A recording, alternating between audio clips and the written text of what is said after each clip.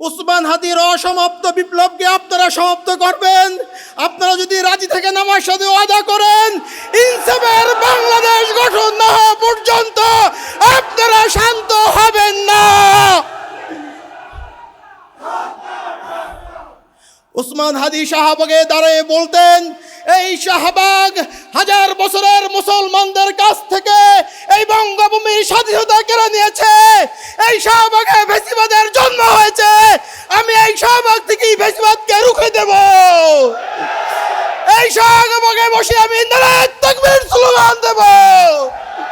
যদি আপনারা হাদিকে ভালোবাসেন, হাদির হত্যার বিচার চান, ওই শাহবাগকে ফ্যাসিবাদ মুক্ত, ভারতীয় আধিপত্যবাদ মুক্ত কায়েম করতে হলে আপনাদেরকে আন্দোলন অব্যাহত রাখতে হবে। আমি আমার বক্তৃতা শেষ করছি। আপনারা হাদির 8 মাসের সন্তানের জন্য দোয়া করবেন, ওর ওয়াইফের জন্য দোয়া করবেন। হাদির ছোট বোন, আমার বাবা মৃত্যুর পরে আমরা 2 ভাই অসহায় ছিলাম। আমার ছোট বোন আমাদেরকে বড় করেছেন, তার বেতনের টাকা দিয়ে আমাদেরকে পড়াশোনা করেছেন। ও খুব বেশি অসহায় হয়ে পড়েছে, মানসিকভাবে অসুস্থ হয়ে গেছে। খাস করে ওর জন্য আপনারা দোয়া করবেন। কান্না করার জন্য আমরা রাজপথে নামি নাই। শহীদ উসমান হাদি যখন জুলাই আন্দোলনে অংশগ্রহণ করে, তার ওয়াইফ, সন্তান সম্ভা ছিলেন। দিনের পর দিন, রাতের পর রাত যখন বাসায় ফিরতে পারেন নাই, আমাদের পরিবারের পক্ষ থেকে তাকে বারবার বলা হতো, পরিবারের কথা চিন্তা করতে হবে, নিজের নিরাপত্তার কথা চিন্তা করতে হবে। তার একটাই জবাব ছিল, আমাকে আমার আল্লাহ রক্ষা করবে। আমি যদি চলে যাই, এদেশের 18 কোটি জনতা আমার পরিবারকে দেখে রাখবে। এর চেয়ে বড় নিরাপত্তা আর কেউ দিতে পারবে না। যদি আমি আমার রবের ডাকে সাড়া দিয়ে চলে যাই, আপনি শহীদের ভাই হবেন। আমার মাকে বলেছিল, আমি যদি মা চলে যাই, আপনি শহীদের মা হবেন। এর চেয়ে আর গর্বের কিছু নাই। কিন্তু আমি শহীদের ভাই হতে চাই নাই।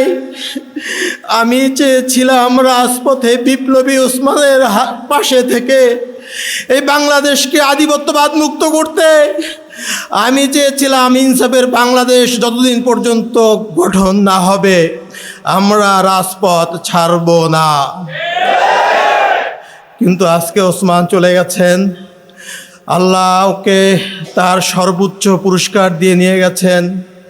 শুক্রবারের জুমার নামাজের পরে সে গুলিবিদ্ধ হয়ে পরবর্তী শুক্রবার রাতে সে ইন্তেকাল করেছেন সিঙ্গাপুরে। আমাদের পরিবার, ইনকিলাব মঞ্চের ভাই ব্রাদাররা আমরা ঘটনার আকস্মিকতায় ধুমড়ে মুচড়ে গেছি। আমরা এখনও স্বাভাবিক জীবনে ফিরতে পারি নাই। জানি না আমরা স্বাভাবিক জীবনে ফিরতে পারবো কি না। আমাদের শহীদ পরিবার, ইনকিলাব মঞ্চ, ওসমান গনির লাখো লাখো ভালোবাসার জনগণ, বিপ্লবী ছাত্র জনতা, সবার কাছে আমার একটাই দাবি, ওসমান যে বিপ্লবী আন্দোলন করেছিলেন, সে যে আন্দোলনের জন্য শহীদ হয়েছেন, পরবর্তীতে তার অসমাপ্ত বিপ্লবকে আপনারাই সমাপ্ত করবেন ইনশাআল্লাহ। আমরা ওসমান হাদির পক্ষ থেকে কোনো পারিবারিক আর্থিক সহযোগিতা চাই না, কোনো অনুদান চাই না, শুধু একটাই চাই, জুলাইয়ের চেতনার উপরে প্রতিষ্ঠিত রেখে আগামী দিনে ন্যায় এবং ইনসাফের বাংলাদেশ প্রতিষ্ঠার জন্যই ওসমান বিন হাদি ইনকিলাব মঞ্চ গঠন করেছিলেন। তিনি একটি সুদূর প্রসারী পরিকল্পনা নিয়ে অগ্রসর হয়েছিলেন। আমাদের স্নেহধন্য প্রিয় ওসমান হাদি শুধুমাত্র আন্দোলন সংগ্রাম আর মাঠে ময়দানে জাগ্রত থাকা আর জাগ্রত রাখাকেই তিনি তার কর্মপন্থা হিসেবে গ্রহণ করেননি। তিনি মনে করেছিলেন জুলাই আন্দোলনের যে চেতনা, বৈষম্যহীন বাংলাদেশ, ন্যায় এবং ইনসাফের বাংলাদেশ, উই ওয়ান্ট জাস্টিস, আমরা ন্যায় বিচার চাই, এই যে চেতনা, দুর্নীতি, সন্ত্রাস, চাঁদাবাজ মুক্ত বাংলাদেশ প্রতিষ্ঠার যে চেতনা, দিল্লি না ঢাকা, আধিপত্যবাদ বিরোধী নিজের পায়ে দাঁড়ানো স্বাধীন সার্বভৌমত্বকে শক্তিশালী করে পৃথিবীর মানচিত্রে গৌরবোজ্জ্বল একটি রাষ্ট্র হিসেবে মাথা উঁচু করে দাঁড়ানোর যে চেতনা, সেই চেতনাকে রাজপথে আন্দোলন সংগ্রামের পাশাপাশি একাডেমিকভাবে জ্ঞান গবেষণা মাধ্যমে একাডেমিক দিক থেকে এটিকে আরও ছড়িয়ে দেওয়া, সম্প্রসারণ করা, বিকশিত করা, এদেশের তরুণ প্রজন্মের মধ্যে সেই চেতনাকে জাগ্রত করা, 18 কোটি মানুষের মধ্যে সেই চেতনাকে জাগ্রত করার পাশাপাশি ভবিষ্যতে হাজার বছর জুড়ে এই চেতনাকে সমৃদ্ধ করা, সম্প্রসারণ করার লক্ষ্যকে সামনে রেখেই ইনকিলাব মঞ্চের উদ্যোগে জুলাই যোদ্ধার এই অন্যতম গুরুত্বপূর্ণ একটা ভূমিকা, সেটি হচ্ছে একাডেমি গঠন করা। আমি স্যালুট জানাই জুলাই গণঅভ্যুত্থানে যারা ভূমিকা রেখেছিলেন, জুলাই গণঅভ্যুত্থানে যারা অবদান রেখেছিলেন, জুলাই চেতনাকে তারা পূর্ণাঙ্গ রূপে ধারণ করতে পারে নাই, কিন্তু শহীদ হাদি জুলাই চেতনাকে পূর্ণাঙ্গ রূপে ধারণ করেছিলেন এবং এটিকে প্রতিষ্ঠিত এবং সমৃদ্ধ করার পাশাপাশি ছড়িয়ে দেওয়ার জন্য দীর্ঘমেয়াদী পরিকল্পনা নিয়ে কাজ শুরু করেছিলেন। আর এই কারণেই তার স্পষ্ট বক্তব্য, অকুতোভয় চেতনা, দুঃসাহসিকতা, আধিপত্যবাদ বিরোধী যে স্লোগান ও বক্তব্য, শাহাদাতের চেতনা আধিপত্যবাদীদের বুকের মধ্যে তীর ছুঁড়ে দিয়েছিল বিধায় সর্বপ্রথম শহীদ হিসাবে নিজের জীবন দিতে হলো আমাদের প্রিয় হাদিকে। তারা টার্গেট করেছিল হাদিকে, কারণ হাদির কণ্ঠস্বর যদি থামিয়ে দেওয়া যায়, হাদিকে যদি হত্যা করা যায়, তাহলে জুলাই চেতনাকে হত্যা করা যাবে। হাদিকে যদি হত্যা করা যায়, তাহলে হাজারো কণ্ঠস্বরকে নিস্তব্ধ করে দেওয়া যাবে। হাদিকে যদি হত্যা করা যায়, তাহলে সুদূর প্রসারী পরিকল্পনা নিয়ে জুলাইয়ের চেতনাকে, ন্যায় এবং ইনসাফের বাংলাদেশ প্রতিষ্ঠার চেতনাকে, আধিপত্যবাদ বিরোধী নতুন বাংলাদেশ প্রতিষ্ঠার যে চেতনা, সেই চেতনাকে সমূলে মূলোৎপাটন করা যাবে। এই চক্রান্ত ষড়যন্ত্রের অংশ হিসাবেই ওসমান বিন হাদিকে হত্যা করা হয়েছে অত্যন্ত পরিকল্পিতভাবে। সংগ্রামী ভাই বন্ধুগণ, ওসমান বিন হাদি তিনি বারবার বলেছেন তাকে হত্যা করা হতে পারে, যেন খুনিরা কোনোভাবেই বিচারের বাইরে না থাকে।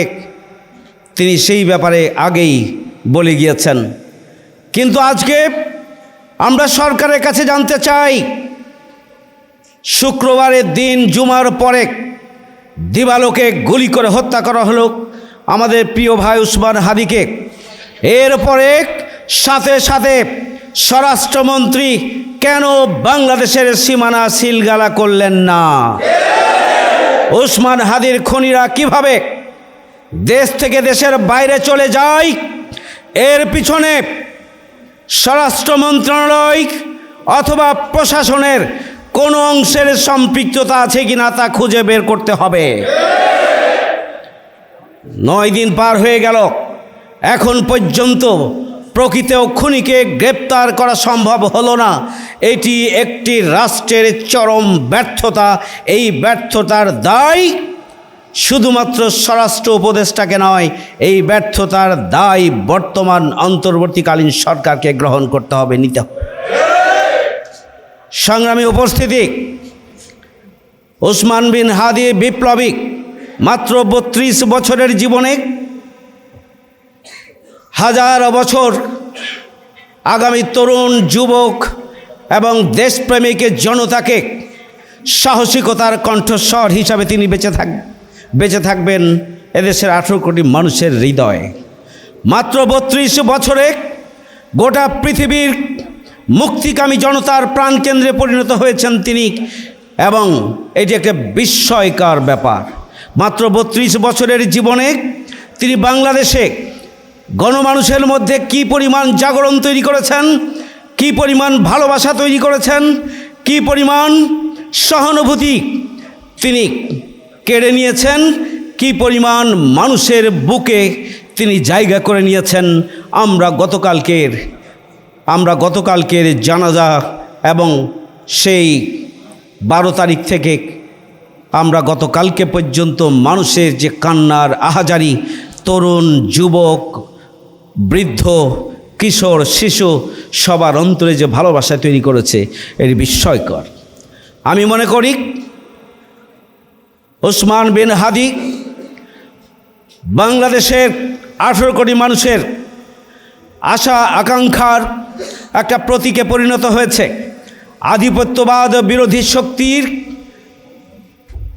একটা প্রতীকে পরিণত হয়েছে। বাংলাদেশের 18 কোটি মানুষের ঐক্যবদ্ধ হয়ে পথ চলার একটা প্রতীকে পরিণত হয়েছে।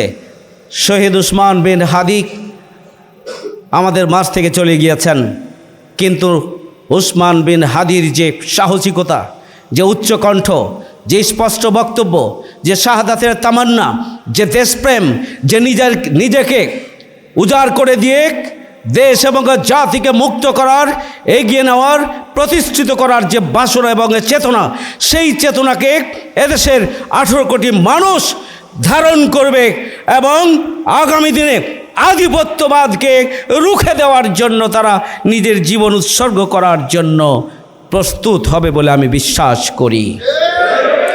আসুন আমরা আধিপত্যবাদ বিরোধী চেতনায় আমরা ঐক্যবদ্ধ হই।